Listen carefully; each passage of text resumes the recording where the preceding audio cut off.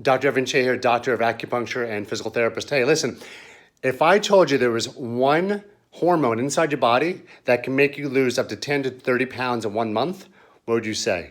You think I'm nuts? You think I'm crazy, right? No, but there is. There's this one hormone, and that if we regulate this hormone in a natural way, you could burn as much as 10 to 30 pounds of fat in a month. Tune in later to find out which hormone this is. Just kidding. The hormone is actually insulin. So we need to regulate insulin.